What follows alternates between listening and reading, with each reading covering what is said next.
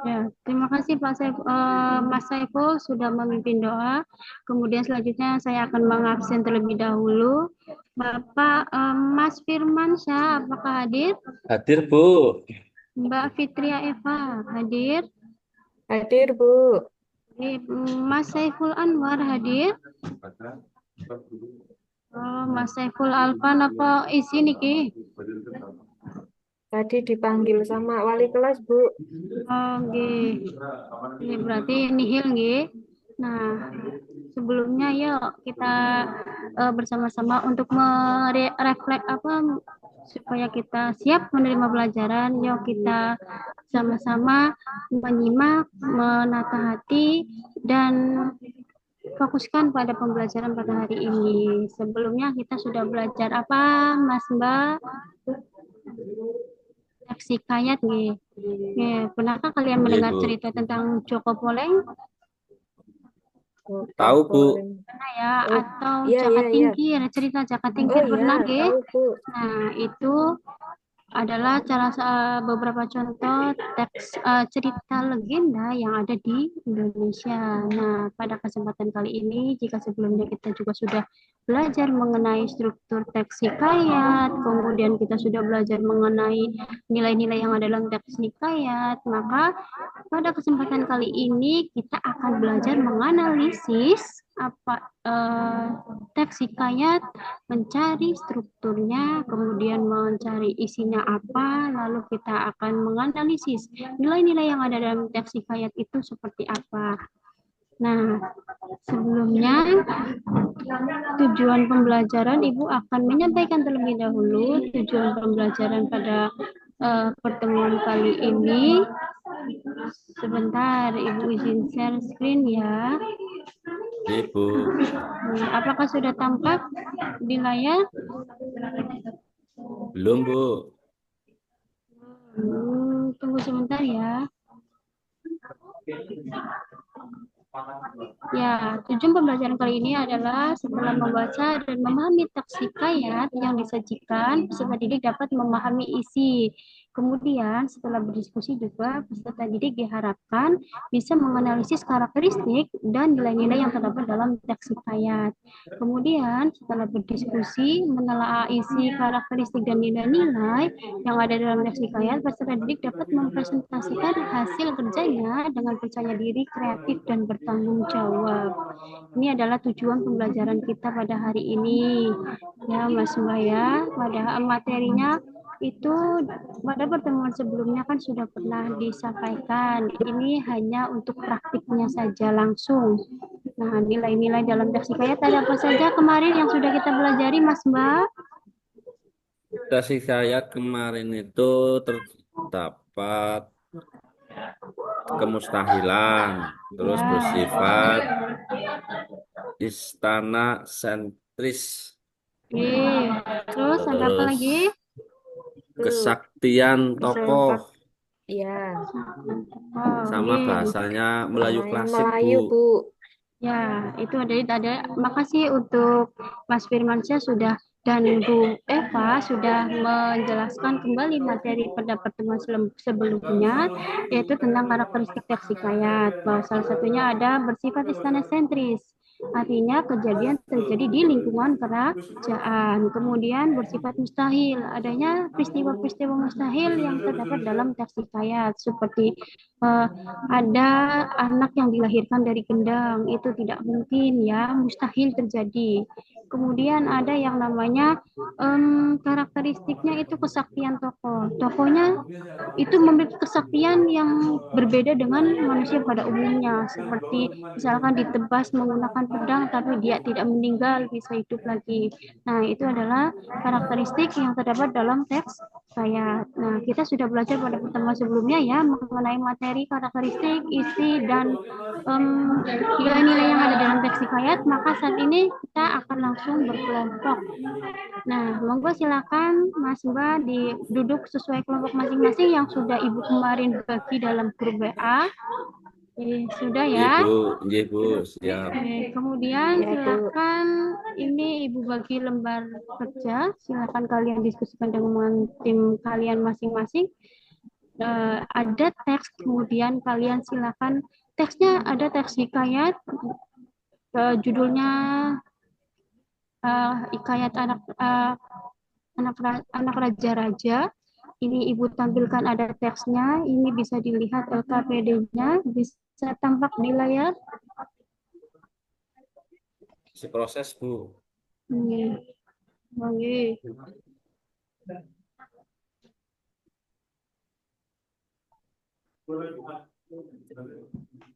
Belum tampak? Masih belum, Belum, Bu. Ibu.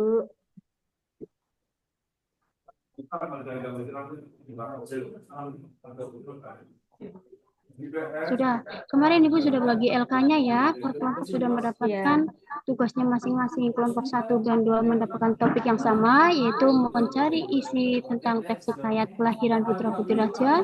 Kemudian untuk kelompok 2 dan 3 mendapat topik menganalisis struktur karakteristik yang ada dalam hikayat kelahiran Putra Putri Raja. Kemudian yang kelompok 4 dan 5, 1, 2, 3, 4, 5, dan 6 mendapat topik menganalisis nilai-nilai yang terdapat dalam karakter kelahiran Putra Putri Raja. Nah, apa sih gunanya kalian mempelajari ini?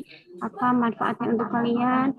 Seperti kita ketahui bahwa hikayat merupakan salah satu kekayaan budaya yang dimiliki bangsa Indonesia ya. Nilai-nilainya juga masih relevan dalam kehidupan sehari-hari kita.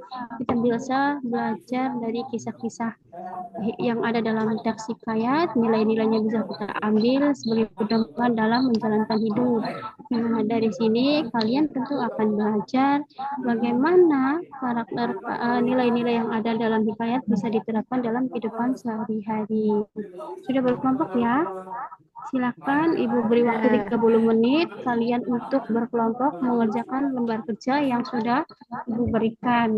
Kemudian untuk media belajar kalian sudah Ibu bagi kemarin ya Ibu lembarannya. sudah. Yang suka audio monggo silakan bisa pakai YouTube, link YouTube sudah Ibu lampirkan dalam media belajar. Yang sukanya hanya membaca sudah ada, dan yang untuk menganalisis kalian bisa melihat contoh analisis nilai-nilai dalam teks hikayat pada scan barcode yang ada di LK.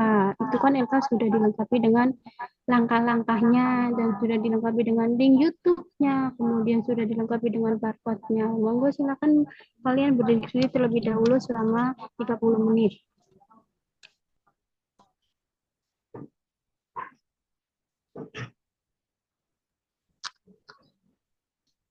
Sudah ya, sudah diskusi. Sudah selesai, Bu. Ya, monggo kelompok 1 untuk siap-siap presentasi terlebih dahulu, dan kelompok 2 tugasnya adalah menanggapi hasil diskusi dari kelompok 1. Ya, terima kasih, Bu. Izin presentasi dari kelompok 1 nih, Bu. Oke. Oke. Terkait dengan materi kemarin yang sudah Ibu ajarkan, izin saya mempresentasikan tentang kerajaan Islam di Demak, Bu. Yang sekarang ramai kerajaan di Demak itu yang bermula dari anak raja yang menikah dengan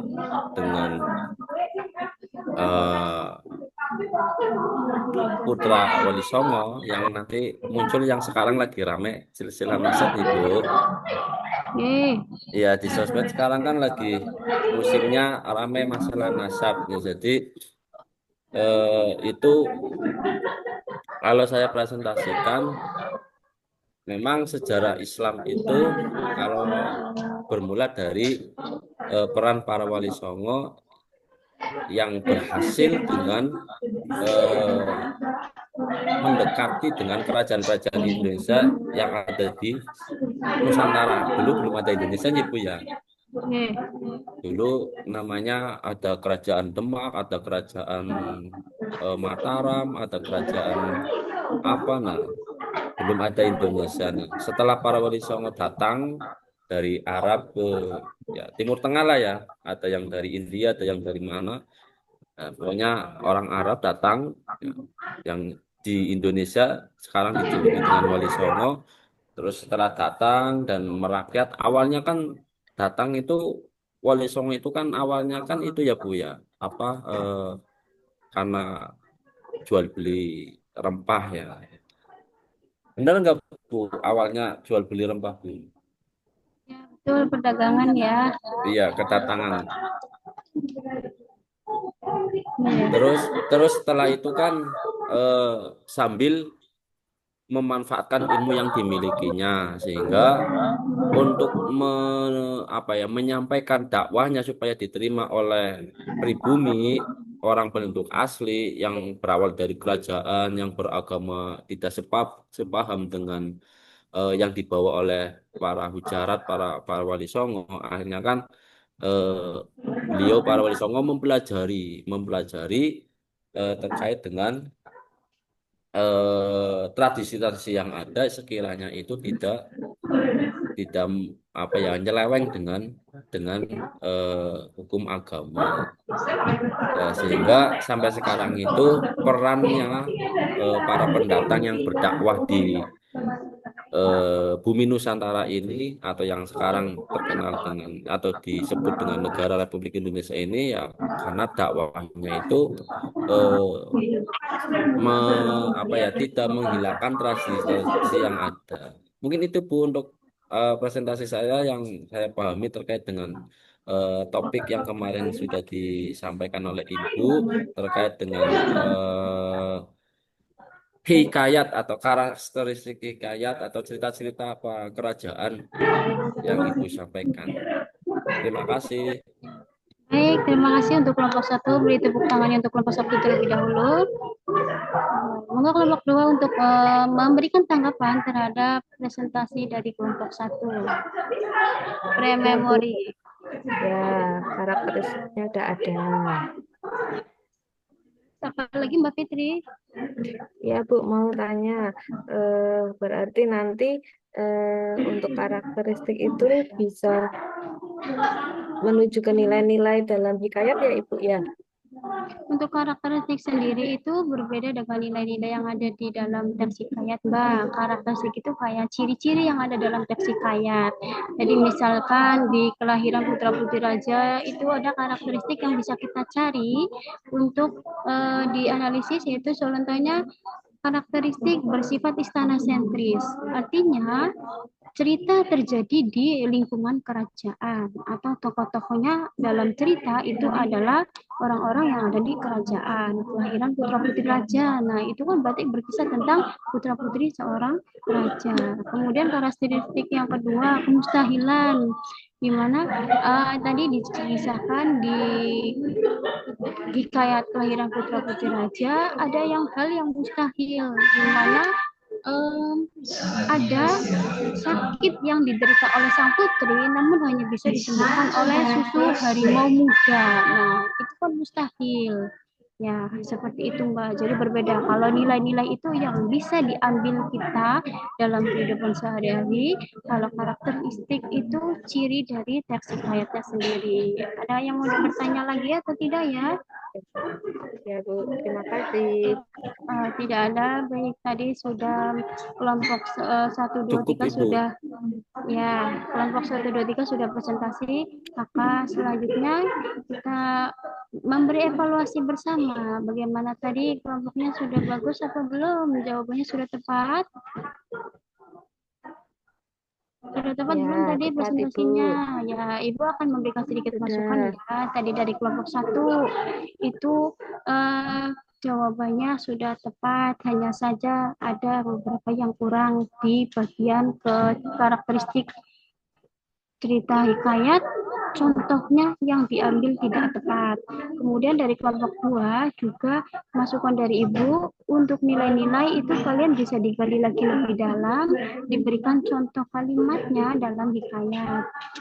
Selebihnya sudah bagus, kalian sudah mencoba untuk memaparkan hasil diskusi kalian dengan baik, dengan produk yang berbeda-beda. Tadi kelompok 1 menggunakan salin dia Canva, kemudian yang kelompok 2 menggunakan infografis, sudah beragam, sudah bagus. Kedepannya nanti kalian bisa belajar lagi secara mandiri melalui pengayaan yang ada di lembar kerja yang ada di media pembelajaran yang sudah Ibu bagikan. Itu kan di bagian belakang juga sudah ada pengayaan, G. Semoga bisa dicoba. Nah, Ya, untuk Bu. nilai pemahaman kalian mengenai teks hikayat, kalian bisa ikuti ya kuisis yang Ibu bagikan. Silakan kalian masukkan kode. Silakan kalian masukkan ke www.quizzes.com ya. Kemudian silakan Sudah, kalian Ibu. masukkan kode 3251. Ibu ulangi ya. 3251. Sudah? Sudah. Ya, Ibu tunggu 1 menit ya. Oh, sudah masuk semua. Ibu mulai ya. Ya. Sebentar. Oke.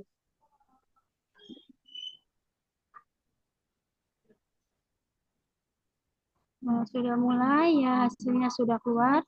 Terima kasih. Ini yang dapat nilai tertinggi itu Mbak Fitri ya, dan yang peringkat 2 itu Mas Firmansyah, dan yang peringkat 3 adalah Pak Saiful. Nah, tepuk tangan untuk teman-teman semua. Maaf ya Bu, Terima saya kasih. tidak belajar kemarin, jadi saya tidak sendiri. Ya, tidak apa-apa. Nanti kedepannya belajar lebih giat lagi ya. Nah, pembelajaran kali ini sudah hampir selesai. Lalu, kira-kira sebelum Ibu akhiri, apa sih yang Kurang kalian 2 menit. dapatkan dari pembelajaran kali ini? Itu Ibu karakteristik yang ada di dalam hikayat sama Ya, nilai-nilainya. karakteristik dan nilai-nilainya. Sudah paham ya, untuk pengayaan kalian bisa latihan soal yang ada di lembar pengayaan yang sudah Ibu bagikan. Kemudian, untuk pertemuan selanjutnya kita akan mempelajari mengenai menulis teks hikayat atau mengalihbahasakan teks hikayat dari tulisan dari teks hikayat berubah ke dalam cerpen. Itu nanti yang akan kita pelajari pada pertemuan selanjutnya. Baik, kalau misalkan kalian ada masukan untuk Ibu, bagaimana harus Ibu mengajar kalian supaya suasana kelas lebih baik, atau bagaimana dengan materi yang Ibu jelaskan, kalian bisa sampaikan langsung ke Ibu ya, boleh melalui WhatsApp, atau bisa langsung tulis surat kepada Ibu tanpa diberi nama, itu kalian boleh. Itu sebagai refleksi Ibu juga dalam mengajar kalian di kelas. Baik, cukup sekian dari saya, kurang lebihnya mohon maaf. Terima kasih. Wassalamualaikum warahmatullahi wabarakatuh. Waalaikumsalam warahmatullahi wabarakatuh. Warahmatullahi wabarakatuh. Baik, luar biasa dari kelompok 3 ya. Waalaikumsalam warahmatullahi Kita beri aplaus dulu wabarakatuh. buat teman kita, nggih. Monggo langsung tadi yang mengamati dari kelompok berapa tadi? Monggo langsung tadi yang diminta mengamati dari kelompok 5 nggih. kelompok 5 nggih, monggo Nggih. Bapak. Eh, dari paparan tadi, dari berteaching tadi, eh, komponen-komponen, sebagian besar komponen-komponen sudah terlaksana, walaupun ada beberapa mungkin yang masih belum efektif, tapi mungkin tak masukkan saja, Bu. Saya mohon izin masukkan saja. Mungkin tadi kan ada beberapa murid sudah eh, sudah istilahnya sudah mudeng semuanya, iya sudah. Mungkin ditambahi kalau kalau jawabannya itu terus kan, kalau ditanyai sudah mudeng pasti bilang sudah mudeng. Mungkin tambahannya, kalau anak bilang sudah mudeng, biar anak lebih terlibat lagi dalam pembelajaran, yaitu mungkin ditanya, ya mudengnya yang bagian mana, ini coba dikembalikan ke anak lagi. Apakah anak benar-benar sudah mudeng atau hanya bilang mudeng-mudeng saja. Mungkin yang masih memasukkan saja, eh, guru masih banyak eh, istilahnya menjadi pusat dari pembelajaran, tapi murid masih eh, kurang untuk dalam aktivitas dalam pembelajaran. Mungkin dalam aktivitas diskusi sudah baik, tapi mungkin di dalam penyampaian materi atau apa, guru mungkin masih banyak berbicara. Begitu saja, Bu. Terima kasih. Oke, masukannya terima kasih Pak.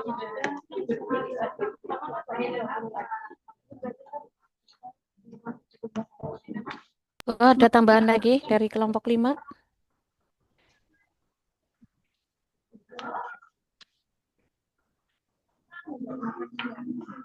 Tidak ada Halo? sepertinya, Bu. Oh, ya cukup, nggih.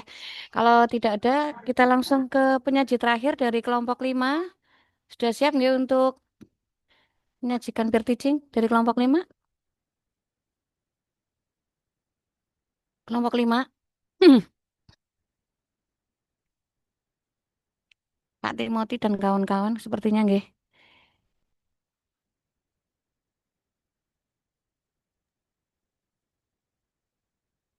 Monggo. Eh, baru menunggu Pak Ahmad, Bu. Oh, Pak Sebentar. Ahmad. Nggih. Nggih.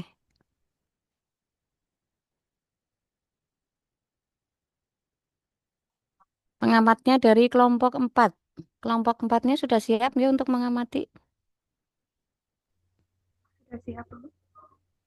Siap, Kelompok siap, 4. siap. Oh, nggih. Oke. Biosefin.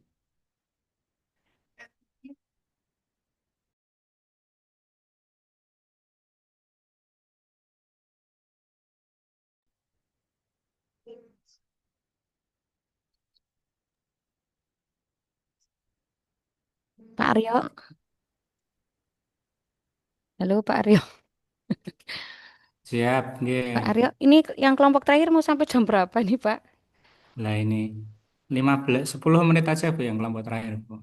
10 menit, oke. Nggih. Nggih. 15 menit sudah dengan refleksi nggih, mungkin nggih. Nggih, nggih. Nggih, monggo. Monggo menyesuaikan nggih dari kelompok 5. Oke, Bu.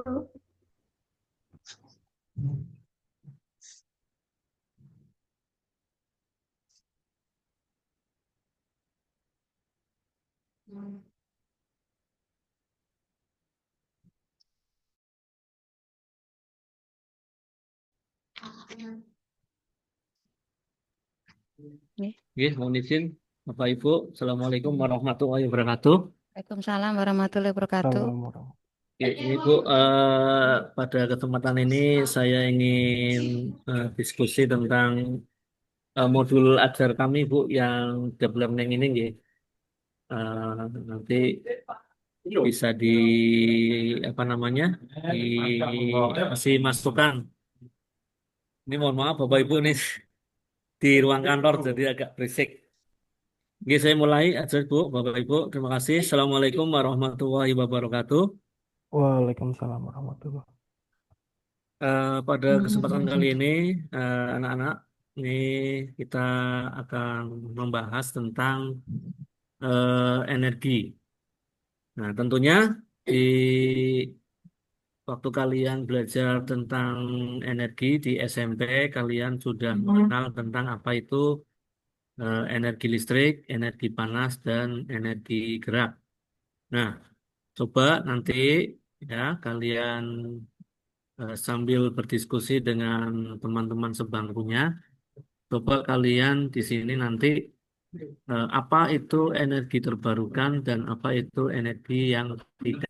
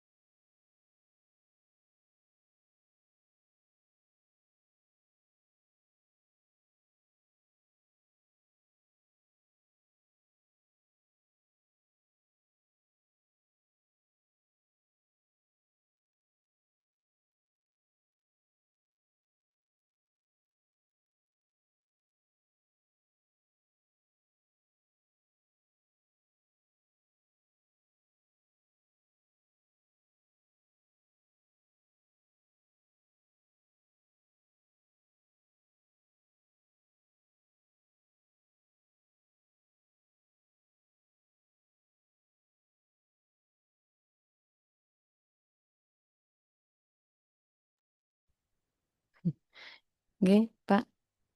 Halo Pak Ahmad,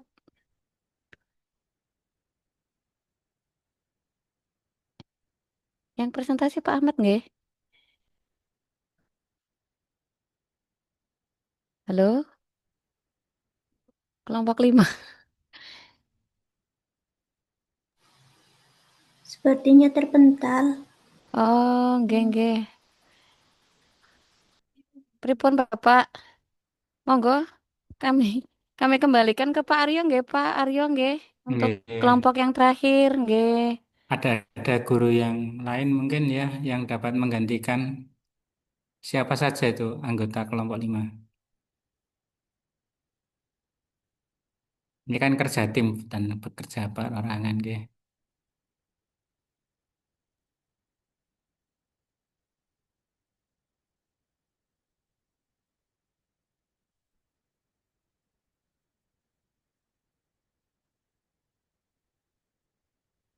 Halo,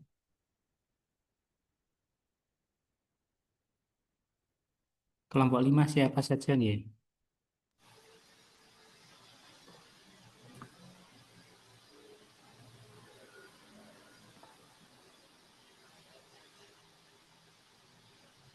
Assalamualaikum, tidak ada suara.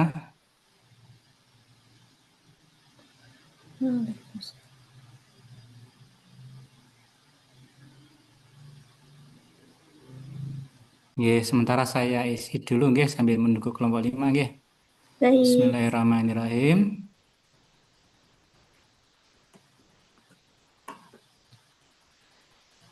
Hmm,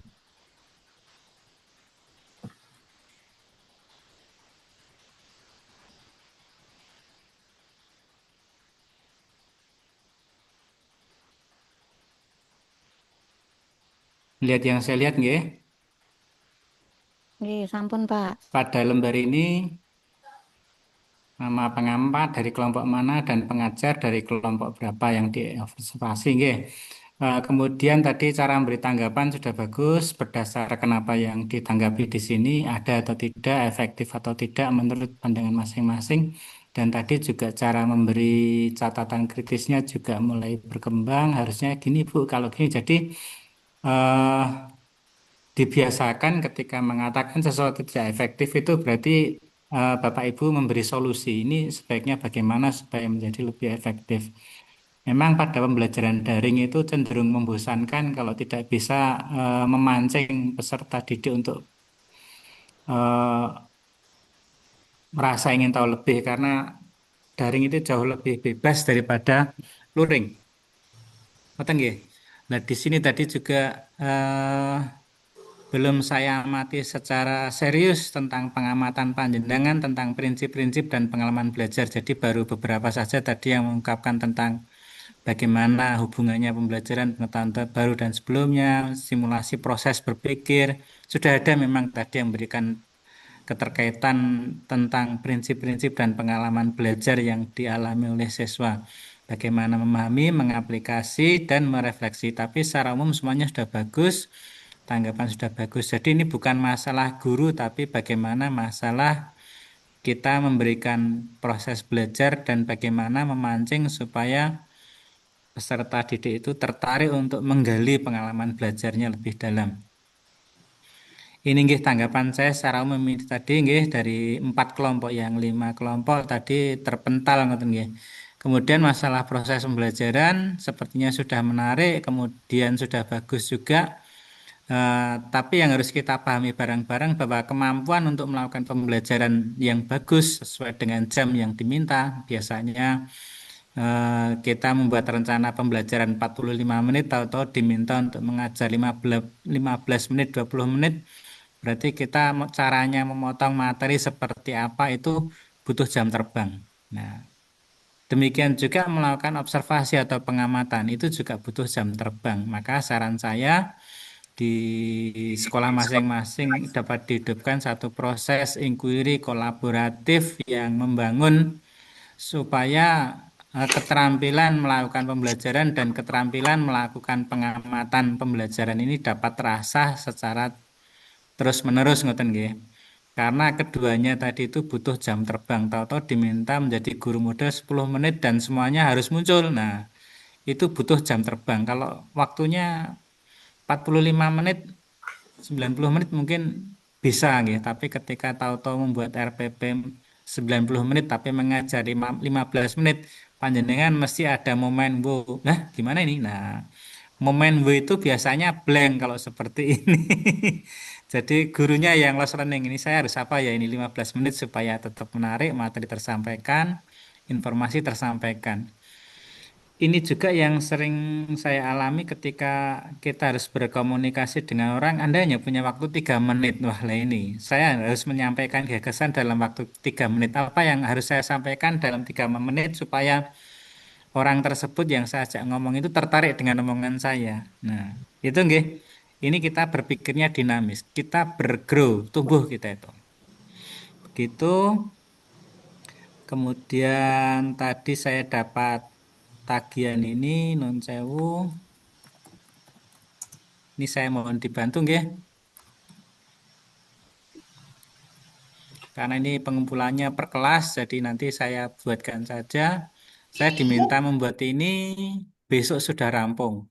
Di sini saya perlu tambahan ini, dokumentasinya yang hari ini tolong dipercepat ya. Nah, dokumentasi relevansi kontekstual keterlibatan aktif peserta. Nah, tadi foto-fotonya sudah ditangkap ya, atau rekaman-rekaman videonya sudah ditangkap.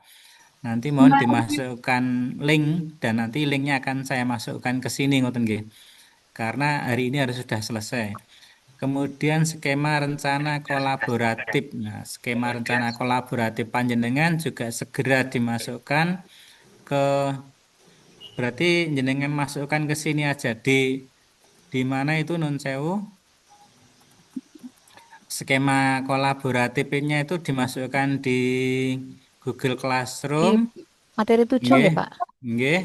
Tapi nanti juga tolong ditambahkan di sini nggih. Nah, Hmm.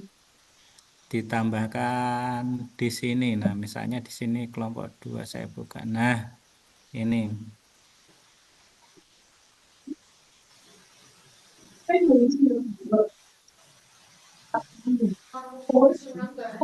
Ini nggih, dimasukkan ke sini nggih. Jadi tambahkan skema eh, kegiatan inquiry kolaboratif ngoten nggih. Jadi tadi yang diminta itu kan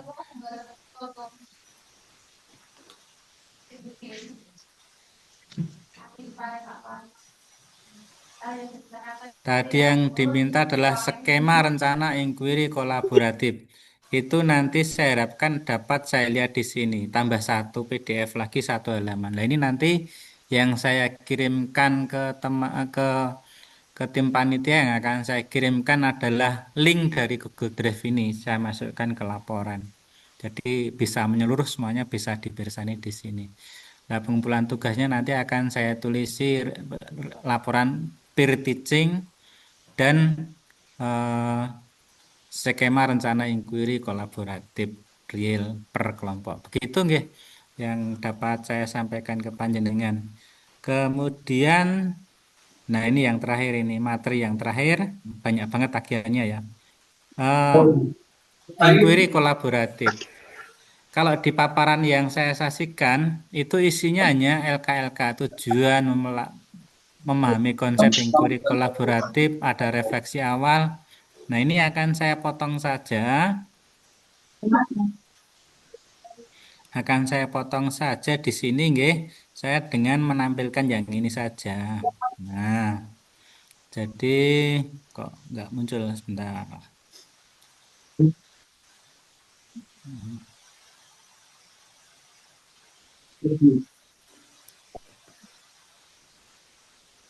Screen sebentar.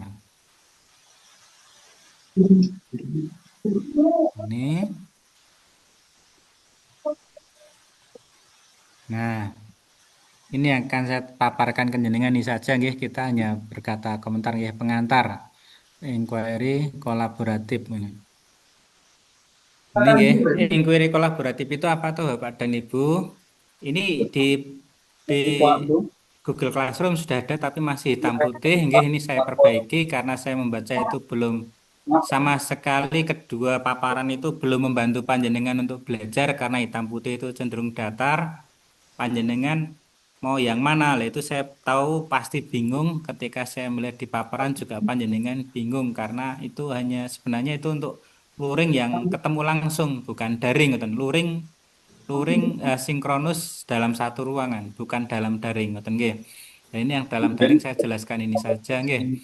Tujuan pelatihan, jadi tujuan materi disampaikannya inquiry kolaboratif itu adalah memahami konsep dan prinsip dasar inquiry kolaboratif, mengidentifikasi tahapan dan proses siklikal dalam pelaksanaan inquiry kolaboratif, mengaplikasi praktek inquiry kolaboratif secara kontekstual untuk menyelesaikan tantangan pembelajaran mendalam, kemudian mendorong terbentuknya budaya reflektif dan kolaboratif di lingkungan sekolah, kemudian menguatkan peran guru sebagai pembelajar profesional. Supaya apa? Supaya terus berkembang melalui refleksi kolaboratif. Gambaran umumnya ini, nah nanti selanjutnya dibaca sendiri nggih. Ini saya masukkan di grup saja. Silakan dengan baca-baca pertanyaannya. Apa ya kira-kira? Kalau menurut saya proses inquiry kolaboratif itu seperti apa, Bu? Kalau melihat apa yang saya sajikan sedikit tadi itu.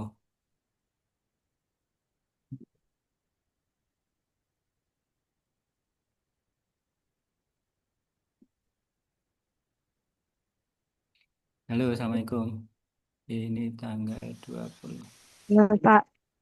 Mohon maaf, Pak. Kalau inquiry kolaboratif, apakah ini nggih, kolaborasi antar mapel yang saling mendukung dalam pembelajaran seperti itu, Pak?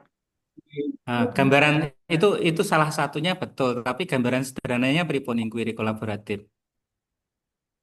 Gambaran sederhananya. Nah, itu sudah saya kirimkan bahan bacaannya, paparannya di grup. Nah, dari sini saja dulu pengertian inquiry kolaboratif. Ini kira-kira kegiatannya mirip apa ya? Inquiry kolaboratif Seperti menjelaskan konsep dasar. penyimbasan di komunitas, mboten ya, Pak? Komunitas, betul, inquiry kolaboratif itu seperti kemarin tuh namanya komunitas belajar. Cuman kalau kemarin yang disebut itu Oh adalah ya, komunitas belajarnya, betul. Tapi kegiatan di komunitas belajar apa tidak dijelaskan lah. Pada kegiatan pembelajaran mendalam yang dibahas adalah kegiatannya melakukan inquiry kolaboratif. Berarti kan saling mengisi nggih. Kalau kemarin diceritani komunitas belajar ning kon ngopo ra mudeng, sekarang ini yang kita angkat adalah inquiry kolaboratifnya, kegiatannya ini loh. Ada pengertian inquiry, ada siklusnya, kemudian bagaimana menerapkannya.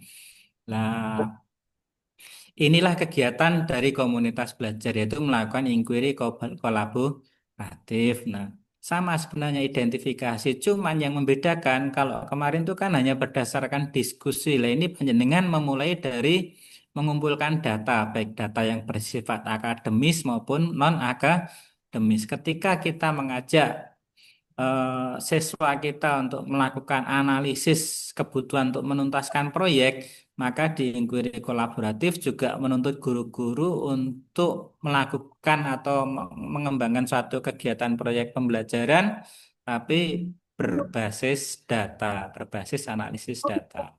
Monggo, silakan, nggih. Ada yang ditanyakan lagi, silakan. Nah, ini. Inquiry kolaboratif adalah sebuah siklus yang berfokus pada 4 komponen utama, yaitu assess, design, implementasi, measure, reflect, and change, perubahan. Nah, di sini seperti apa? Nah, ada gambarnya nggak di sini? Gambar yang sederhana ada nggak di sini? Nggih? Nah, ini nggih. Ini merupakan siklus dari inquiry kolaborasi. Asas itu berarti identifikasi masalah atau kumpulan data, di sini panjenengan menganalisis, kemudian merancang kegiatan. Setelah rancangan kegiatan rampung, diimplementasikan, kemudian diukur terjadi perubahan atau tidak. Sama persis seperti kegiatan lesson study juga kan. Lesson study kan juga merencanakan, mengumpulkan data, dianalisis, hasil analisis dikembangkan sebuah kegiatan, kemudian dilaksanakan, hasilnya kemudian diukur. Monggo silahkan kalau ada yang mau bertanya lagi.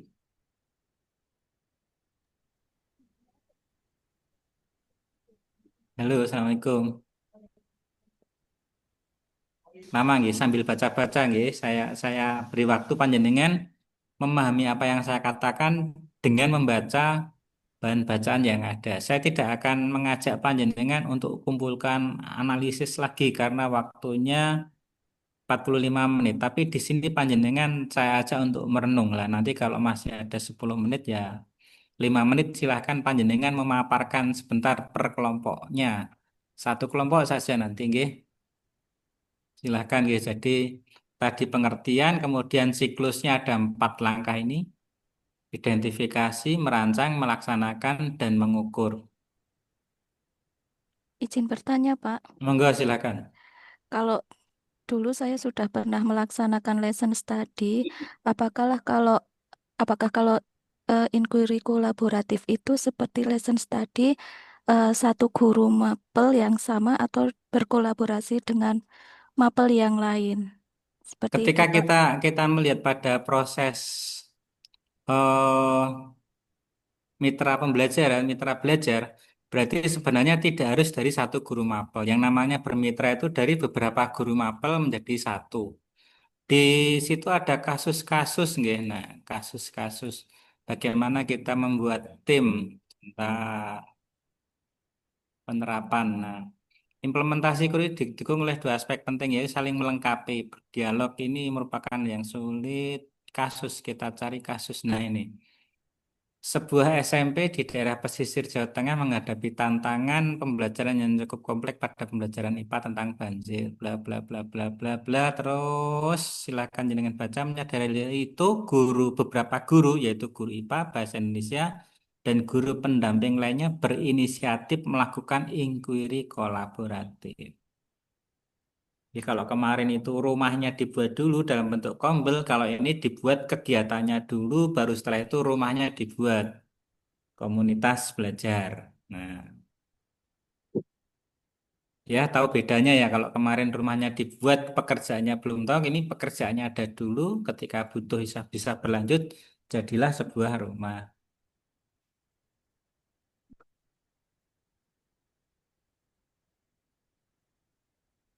Berarti itu seperti kegiatan proyek ya, Pak? Boleh salah satu proyek bagi guru ini merupakan proyek mengajar bersama. Ngoten nggih.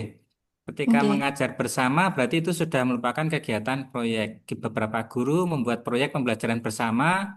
Itu cara membuat RPP-nya bagaimana, cara mengajarnya seperti apa, kemudian cara menilainya bagaimana. Itu yang dikatakan oleh tadi di laporan merupakan skema rencana kegiatan inquiry kolaboratif. Apa yang dilakukan? Skemanya bagaimana? Nah, skemanya dari mengidentifikasi masalah, di situ dibutuhkan guru apa saja, kemudian bagaimana cara membuat RPP-nya, apa saja yang disiapkan RPP-nya, mata pelajarannya. Untuk membuat RPP dan mata pelajaran tentunya ada proses menganalisis capaian pembelajaran, nggih, untuk masing-masing mata pelajaran yang akan disatukan, CP-nya bagaimana, kemudian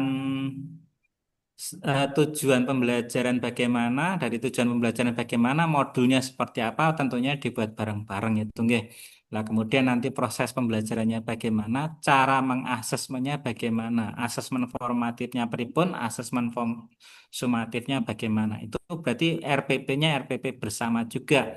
Kemudian pelaksanaan ketika melakukan pembelajaran, guru IPA masuknya kapan, guru bahasa Indonesia masuknya kapan, guru pendamping lainnya masuknya kapan, dan mengajar pada bagian apa. Hal ini kan sering terjadi, nggih. Kita itu kemarin saya ngomong kalau satu orang es breaking maka semua guru es breaking, maka berapa kali es breaking. Nah, di inquiry kolaboratif ini hal yang berulang itu dapat dikendalikan. Kalau di contoh-contoh ini misalnya, nah ini nggih asesmen, nah tingkatan tindak lanjutnya kan ini nggih. Nah, akses, desain, implementasi, dan bagaimana cara mengukurnya. Satu contoh. Nah, kalau di materi yang di eh, Google Classroom yang saya bagikan, panjenengan langsung masuk ke contoh ini, langsung ke studi kasusnya. Ada yang ditanyakan lagi, monggo silakan. Pak, izin bertanya, Monggo, nggih. eh, untuk penerapan inquiry kolaboratif ini itu kan sepertinya hampir mirip dengan yang pembelajaran kurikuler, nggih Pak, nggih. Kalau untuk Seperti yang kemarin di kurikuler SMA, kalau kemarin guys mirip. Kalau kemarin nggih, munculnya pembelajaran. Jadi kemarin kan ada Kombel, ini yang dimunculkan adalah inquiry kolaboratifnya. Praktek pembelajarannya kalau kemarin yang dimunculkan P5-nya. ya. Lah Jadi P5-nya yang meh ini, ngopo kan panjenengan bingung lah. Inilah dari nggih, inquiry kolaboratif inilah muncul suatu P5 yang realistis. nggih. Karena kan di sekolah kami ini sedang menyusun untuk bukan proyek ya, untuk pembelajaran kokurikulernya yang menggabungkan beberapa mapel, yang mapel untuk kelas 10 dan kelas 11 itu. Berarti ini termasuk dalam inquiry kolaboratif dengan apa ya, nggih, dengan hal yang pertama adalah mencari apa yang bisa menjadi permasalahan, kemudian seperti itu nggih Pak nggih. Nggih, leres, nggih. Prakteknya bagaimana? Kalau kemarin ini sebenarnya kan kemarin yang di kurikulum kemarin masih motong lah di sini potongan-potongan itu disatukan dalam bentuk kegiatan yang judulnya penerapan inquiry kolaboratif. Kemarin ada P5, ada Kombel, Nggih, semuanya masing-masing kayak nggih. gitu lah di sini disatukan. Kalau kemarin Oh ya, P5-nya masing-masing terus cara menilainya guru ini bingung karena yang penting ada panen panen apa karya, panen panen karya karya, lah. Di nggih. sini panen karyanya itu sudah direncanakan seawal termasuk cara menilainya. Dan panen karya itu tidak harus yang boros dan mahal, Bu, yang sederhana, yang murah. Karena kita dituntut untuk bisa mengembangkan atau mengimplementasikan teknologi-teknologi pembelajaran yang murah sehingga siswa itu tidak ada tuntutan atau tambahan urunan-urunan. Kita sering lihat di TikTok, di CapCut itu kan komplain-komplain siswa yang merasa keberatan membayar. Tadi pagi saja melihat berita itu ada seorang anak menangis karena diharuskan membayar kekurangan biaya pikniknya 350.000 sampai akhirnya dia tidak berani sekolah. Nah, bagi orang yang mampu punya uang 350.000 kan ya sidik murah, tapi bagi sebagian orang 350 itu tidak murah, itu mahal, itu bisa makan sehari 2 kali saja sudah alhamdulillah. Nah, ini juga sebenarnya merupakan pesan moral dari pemerintah kalau untuk sekolah-sekolah negeri gitu. Itu mohon lebih berpihak pada orang-orang yang tidak mampu. Makanya ketika ada yang mengajukan tidak mampu, cek betul-betul sampai ke rumah tidak mampunya sejauh apa. Jangan-jangan ada yang jauh lebih tidak mampu, malah dia tidak dapat menikmati sekolah dengan alasan betul-betul tidak mampu. Jangan-jangan dia masuk tapi betul-betul tidak pernah sanggup. Jangan-jangan dia masuk belum sarapan. Nah, ini sebenarnya empati-empati ini yang perlu sekolah gali ini. Penerapan dari inquiry kolaboratif kan akhirnya sampai ke situ. Karena tujuan dari pembelajaran sekolah kita untuk menumbuhkan 8 dimensi profil lulusan. Nggih, berarti kan empati simpati itu harus dimunculkan juga. Gitu nggih? Nggih Pak, paham Pak untuk ini. Matur Nggih. nuwun. Matur nuwun nggih.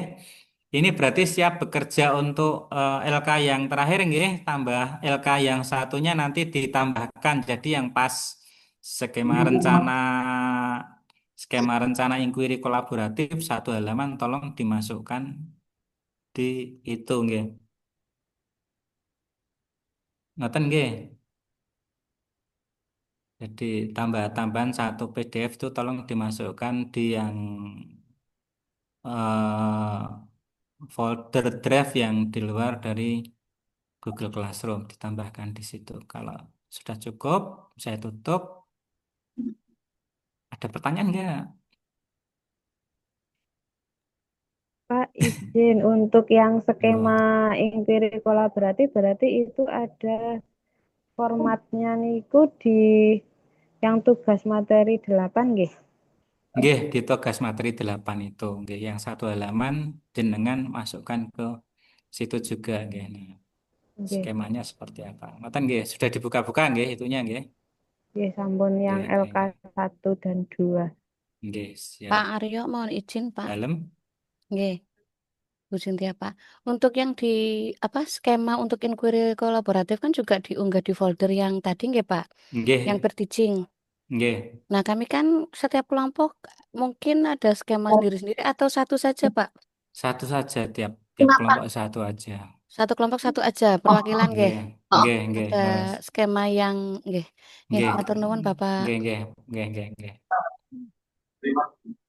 So, Pak Aryo, saya Pak Monggo Agus. silakan.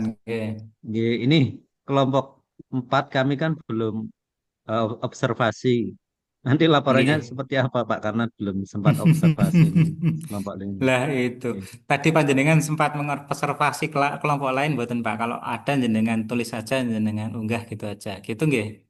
Lah wong kelompok 5-nya lepas gitu. Ini malah yang ikut naik turun nih. Atau mau kelompok 5 mau tampil dulu biar tugasnya rampung. Kelompok 5 itu siapa saja ya kemarin ya? Saya main gulung ke atas panjang sekali itu. Pak Ari. Ke Pak Ari atau Bu, kamu ketemu Bu Catur. Pak Arinya lagi di luar Pak Bu Catur. Oh, ya.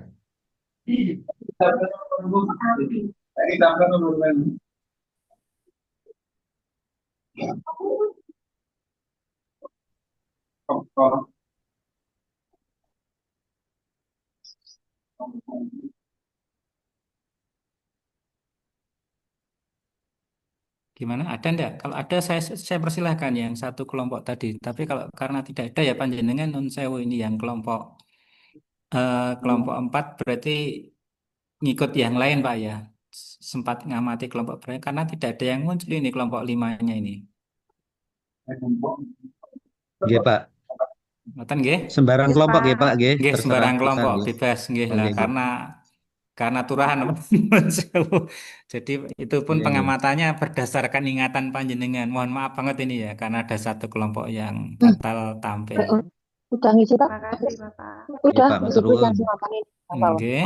Karena itu muncul sertifikatnya di situ nanti masuk ke Bangkom.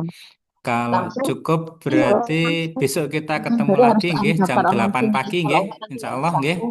Nggih, insya Nggih, Allah. nggih, Nggih, matur Bapak. nuwun. Nah, ini besok kita membahas Stoknya lebih tadi dalam ada tentang inquiry kolaboratif ini berdasarkan skema rencana yang jenengan sudah buat itu atau sudah jenengan harusnya diskusikan bahagia hari ini dengan kelompok. Ini Berarti kan baru besok pra saja ini, nggih, nggih. Monggo. presentasi untuk skema yang sudah dibuat Pak. Betul, nggih. Besok kita diskusi presentasi hasil jenengan diskusi siang ini. Gitu? Apa? Nggih, Bapak. Ngatur nuwun nggih. Assalamualaikum warahmatullahi Nggih. wabarakatuh nggih. Waalaikumsalam. Terima kasih. Batin nggih. Wabarakatuh. Matur nuwun Pak Terima kasih Aryo. Bapak Ibu. Sami-sami. Matur nuwun Terima Bapak. kasih Pak terima Aryo. kasih bersama. Assalamualaikum warahmatullahi wabarakatuh.